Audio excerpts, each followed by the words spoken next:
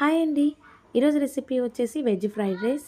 చాలా ఈజీగా తక్కువ టైంలోనే ఈ వెజ్ ఫ్రైడ్ రైస్ అయితే ఇంట్లో ఈజీగా ఎలా ప్రిపేర్ చేసుకోవాలో ఈ వీడియోలో చూపించాను.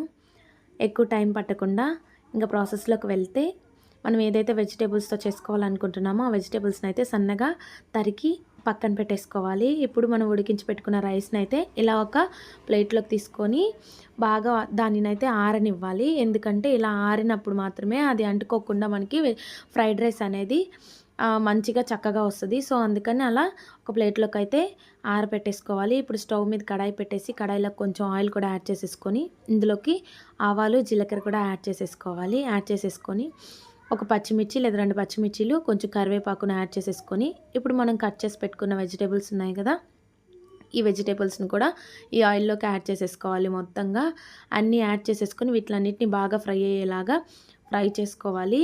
మనం ఆయిల్లోనే చేస్తున్నాం కాబట్టి బాయిల్ ఏం చేయట్లేదు కాబట్టి ఈ వెజిటేబుల్స్ కుక్ అయ్యేంత వరకు అయితే వీటిని మనము సిమ్లో పెట్టుకొని మంటనైతే సిమ్లో పెట్టుకొని బాగా ఫ్రై అవ్వనివ్వాలి.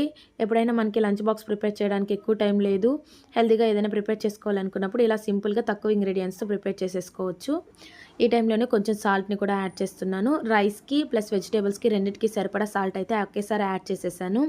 యాడ్ చేసేసిన తర్వాత ఈ సాల్ట్ వేసిన తర్వాత ఒక 5 మినిట్స్ లిడ్ క్లోజ్ చేసి ఈ వెజిటేబుల్స్ని అయితే కొంచెం ఆయిల్లోనే కుక్ అవ్వనివ్వాలి. వెజిటేబుల్స్ కొంచెం మెత్తబడ్డాయి అని అనుకున్నప్పుడు, కొంచెం బాగా ఫ్రై అయిపోయాయి అనుకున్నప్పుడు కొంచెం గరం మసాలాను కూడా తీసుకొని, ఎక్కువ లేదండి చాలా తక్కువగా గరం మసాలాను కూడా యాడ్ చేసేసుకొని ఒకసారి ఈ గరం మసాలా కూడా ఈ వెజిటేబుల్స్ అన్నిటికీ పట్టేలాగా కలిపేసుకోవాలి. కలిపేసుకున్న తర్వాత కొంచెం కారం, ఒక పచ్చిమిర్చి వేసాను కాబట్టి కొంచెం కారం పొడిని అంటే 1 టేబుల్ స్పూన్ కారం పొడి వేస్తే సరిపోతుంది. తక్కువ రైస్ క్వాంటిటీ తీసుకున్నాను కాబట్టి ఈ కారం పొడి కూడా వేసేసి ఒక్కసారి మొత్తం అంతా కలిసేలాగా కలిపేసుకోవాలి.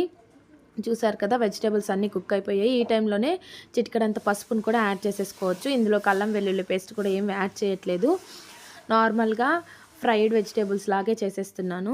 సో ఇంకెంత బాగా కుక్ అయిపోయింది కదా, పసుపు కూడా యాడ్ చేసేసాను. ఇప్పుడు ఈ టైంలో మనం చల్లార్చి పెట్టుకున్న రైస్ ఉంది కదా, ఈ రైస్ని కూడా మనం ఎంత క్వాంటిటీ కావాలనుకుంటున్నామో ఆ క్వాంటిటీ రైస్ని అయితే ఇందులోకి యాడ్ చేసేసుకొని ఒక్కసారి వెజిటేబుల్స్ రైస్ మొత్తం కలిసేలాగా కలిపేసుకోవాలి. ఇందులోకి సాల్ట్, కారము, పసుపు, ఉప్పు అన్నీ ముందే యాడ్ చేసేసుకున్నాం కాబట్టి ఇప్పుడు సపరేట్గా ఏం యాడ్ చేయాల్సిన అవసరం లేదు. ఒక్కసారి రైస్ అంతా వేసేసిన తర్వాత మంటనైతే సిమ్లో పెట్టుకోవాలి, హైలో పెట్టకూడదు.